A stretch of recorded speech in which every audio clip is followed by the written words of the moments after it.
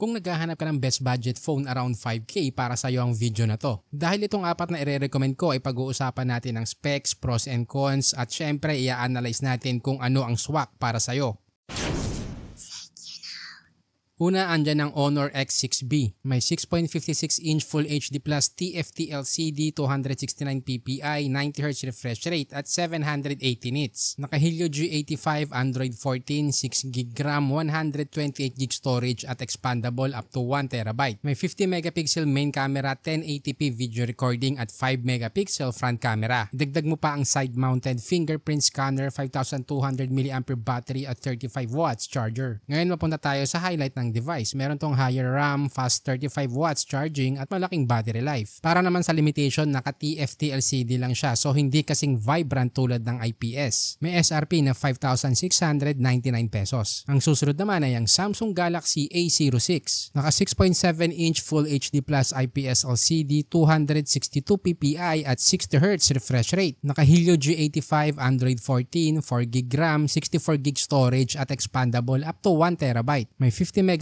main camera, 1080p video recording at 8MP front camera. May side-mounted fingerprint scanner, 5000mAh battery at 25W max charger. Para sa pros, high resolution yung camera at reliable yung brand. Para naman sa limitation, may kababaan ng refresh rate na aabot lang ng 60Hz. Mabibili sa presyong 5,230 pesos. Ang susunod naman sa ating listahan ay ang itel P55 5G. Naka 6.6-inch HD Plus IPS LCD, 90Hz refresh rate at 267 ppi. Naka Dimensity 6080, 6GB RAM, 128GB storage at expandable up to 1TB at syempre 5G connectivity. Naka Android 13, 50MP main camera, 5000mAh battery at 18W charger. Para sa highlight, may 5G connectivity. Sa limitation naman, may kababaan ng charger na meron lang 18W. May SRP na 5,158 pesos. Ilalagay ko na din yung link sa description kung saan mo ito mabibili at official yan. By the way, gumawa kami ng FB group na smartphone tips. Kaya kung ayaw mong masayang ang pera mo sa pagbili ng maling smartphone, mag-join ka na at kami mismo maghahanap ng best option at price para sa'yo. Ang susunod naman sa ating listahan ay ang Oppo A3X. May 6.67-inch Full HD Plus IPS LCD, 264 ppi, 90Hz refresh rate, Panda Glass protection, 1000 nits at IP54 rating. Naka Snapdragon 6S Gen 1, Android 14, 4GB RAM, 64GB storage at expandable up to 1TB. Naka 8MP main camera, 1080p video recording at 5MP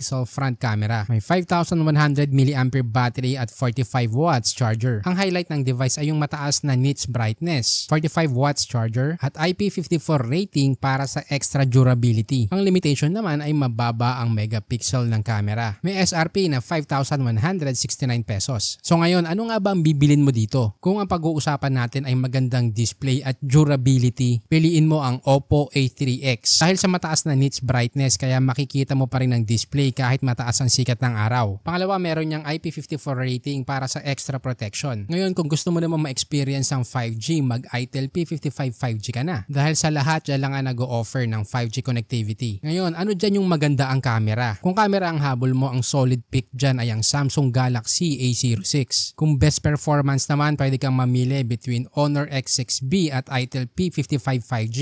Dahil pareho silang naka 6GB RAM kaya mas smooth sa multitasking. Yung best for light gaming naman, pwede kang mamili between Honor X6B at itel P55 5G. Dahil ito ay naka Helio G85 at yung isa naman ay naka Dimensity 6080 chipset. Dagdag mo pa yung 90Hz refresh rate at 6GB RAM. Para sa akin kasi, ito yung pinaka sweet spot dito. Although ang may pinakamalakas na chipset ay ang Oppo A3X. Hindi ko yan pinili dahil 4GB lang ang RAM. At ito yung best value for price. Andyan ang itel P55 5G dahil sa competitive feature like 5G connectivity. Pwede mo din piliin ang Oppo A3X kung fast charging naman ang hanap mo. Ngayon, ito yung tanong kong madalas na nakukuha. Alin sa mga devices na yan ang good for gaming at camera? Well, ang sagot ko dyan ay wala. Sa ngayon, wala pang smartphone na may malakas na chipset at magandang camera under 14K. Kung yan ang hinahanap mo, ipunin mo na lang ang pera mo at bumili ng Tecno Camon 30 Pro or Poco X6 Pro. By the way, ginawa ko nga pala ang Tecno dahil sa dami ng smartphone na lumalabas ngayon, napakahirap ng mamili. Kaya dito sa channel, kami na mismo ang nagre-research para malaman kung anong device ang pinakasulit sa budget mo. Pero para makagawa pa ako ng ganitong content, kailangan ko din ng suporta mo. Kaya huwag kalimutan mag-subscribe, i-like at i-share ang ating video.